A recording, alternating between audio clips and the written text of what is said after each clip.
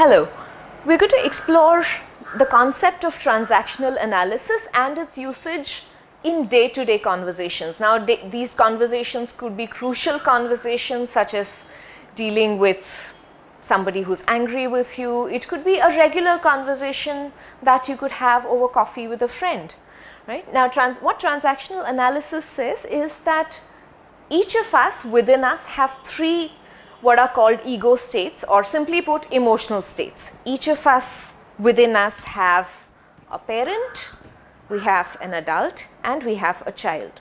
Okay? Now, the child in us, for example, is that part of us, it wants what it wants. For example, I woke up this morning, the alarm was set for 6 in the morning. I woke up and somewhere the child in me said, no, I want 5 more minutes of sleep. Right? And I allowed the child to express itself, snoozed, and allowed myself to have those 5 minutes extra. Now, there was a possibility during that period that the parent in me would say, no, 5 more minutes is not allowed, you have to reach that meeting on time, and therefore you need to learn how to be disciplined. There is no choice of allowing that 5-10 extra minutes of sleep. 6 o'clock would mean 6 o'clock and you have to follow the rules, right? That's the parent in me which is trying to regulate the child. The child wants what it wants. The parent is aware of rules, regulations, external impositions that I may have imbibed, like social morality and what would people think of me, right? All of those external factors that sometimes drive us. The child is the internal drives that tend to motivate us. Now, between the parent and the child, there is constantly an inner dialogue that happens, and the adult within us always tries to balance these two and tries to look at what is a evolved rational response to this interplay between the parent and the child.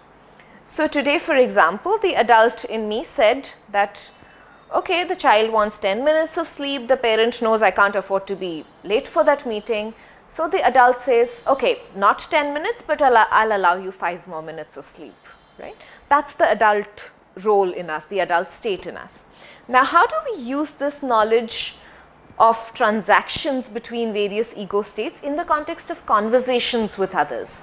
Now, just as we have 3 ego states, the person that we might be dealing with would also have these ego states within him or her. And conversations could happen between any of these states with any of the other states, right? So sometimes we may be coming from the adult space, but the person that we are talking to would be responding from the child state. We may be coming from the child state, the other person may be responding from the parent state, right? So for example, you go to your boss and ask for leave, and you really want that leave because you're very excited about this vacation that you're going to be going on. But the boss might come to you from the parent state and say, no, nothing doing, I don't even want to hear about why you're going on this vacation, but all I know is this project is very important to us, I cannot afford to have any team members on leave, right? So in that case, when the child is dealing with a parent, there's bound to be conflict, right? So how do we use transactional analysis to come to a common ground? What transactional analysis state is, the first step when you're talking to somebody is match the ego state, right? So if you're coming from a certain state and the other person happens to come in from a state that doesn't match, try and meet the state of that person if you wish to resolve that conflict, which means you're trying to ask for leave, boss says no. In order to resolve the conflict, try and approach it from the parent state and speak to the boss and say, okay, I understand this project is really important. Would you like to explain the criticality of the situation to me? Can we have a dialogue about the project, right? So when you meet the person in that parent state, the person has a feeling that yes, you understand, you're willing to have a conversation and you're not stubborn about your point of view. Right? Once you match the state, then slowly the idea is to bring the person back into the adult state. This is the rational, healthy state where conflicts can be resolved, right? So meet the parent state and then bring yourself down to the adult state and say, okay, my vacation is important to me and so is this project, and therefore can we evolve this conversation into a state where we look at alternatives, where I could perhaps take my vacation as well and the project is not impacted.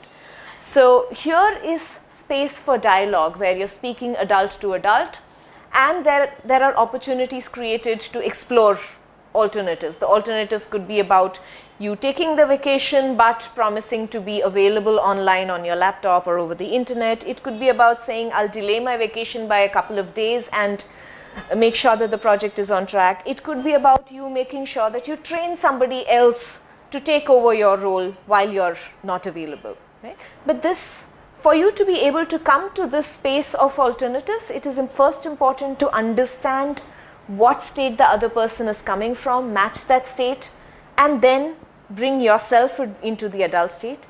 And invariably, when you bring yourself into the adult state, the other person will appreciate it and come to the adult state himself or herself. That's transactional analysis for you in day-to-day conversations.